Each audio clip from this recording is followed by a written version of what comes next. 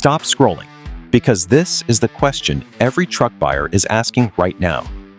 Did Ford F-150 finally fix its most frustrating problem, or is the 10-speed transmission still a gamble?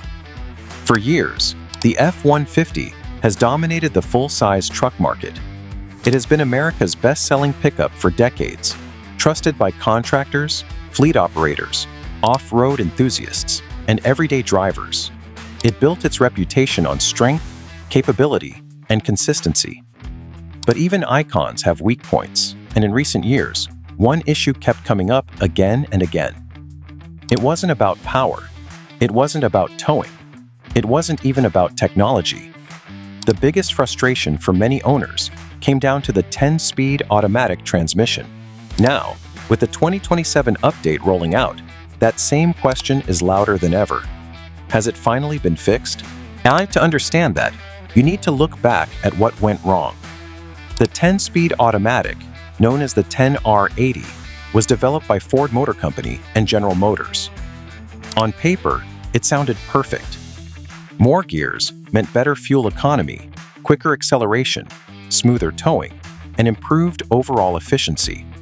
But real-world driving told a different story for some owners.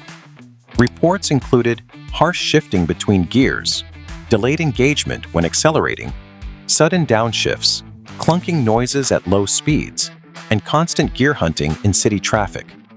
Not every truck had these issues, but enough did that complaints spread quickly across forums, dealerships, and service reports. Interestingly, many transmission specialists pointed out that the hardware itself wasn't always the main problem. Instead, that the issue often came down to calibration and adaptive software behavior. In simple terms, the transmission wasn't always thinking the right way, and perception matters. For a truck as important as the F-150, even a small inconsistency can turn into a major reputation problem. The reason this matters so much is because the transmission isn't just another component. It sits at the center of everything. It directly affects EcoBoost engine performance, hybrid system behavior, towing stability, and fuel economy. When it works perfectly, you don't notice it at all.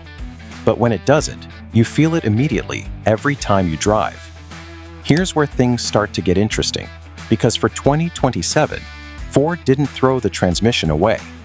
Instead, they focused on refining what was already there. The 10-speed is still the same unit at its core, but the way it behaves has changed significantly. The biggest update comes from a completely revised software approach. Ford introduced a faster adaptive learning system that adjusts to driver habits more quickly. It reduces aggressive downshifts, smooths out low-speed gear changes, and improves how the torque converter locks and unlocks. This directly targets one of the most common complaints, which was jerky driving in city traffic. Engineers describe the new calibration as more controlled and less reactive, meaning it no longer overcompensates in normal driving situations. There are also small but important hardware refinements.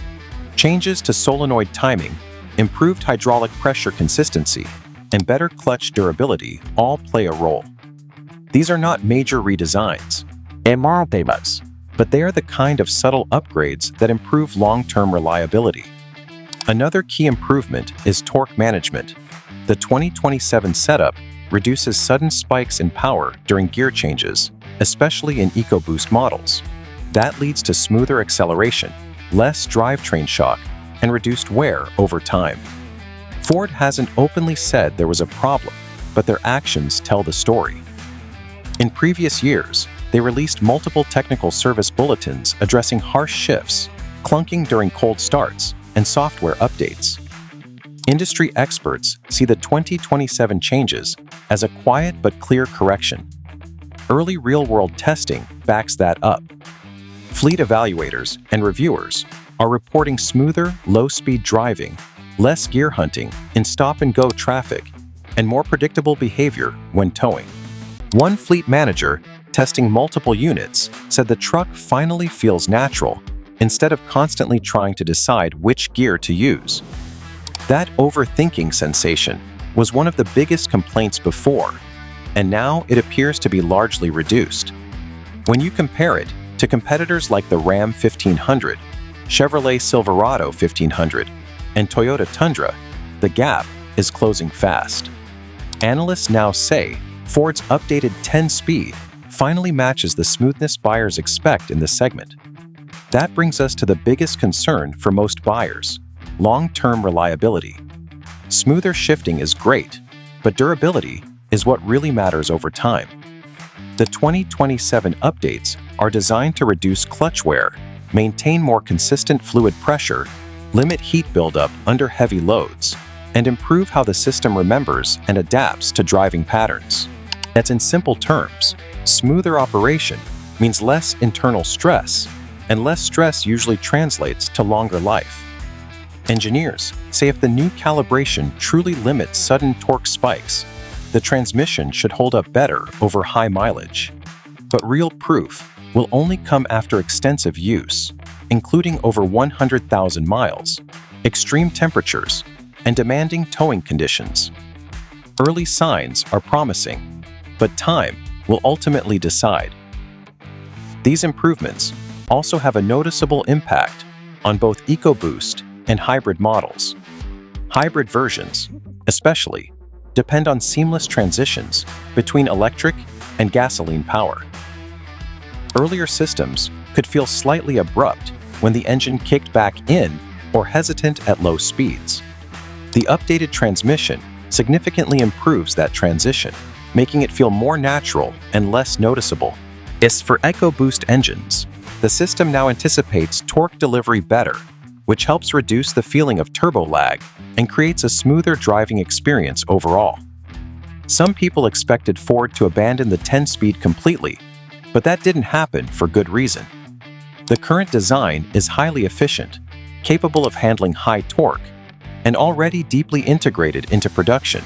Replacing it would increase costs, delay manufacturing, and potentially introduce new problems.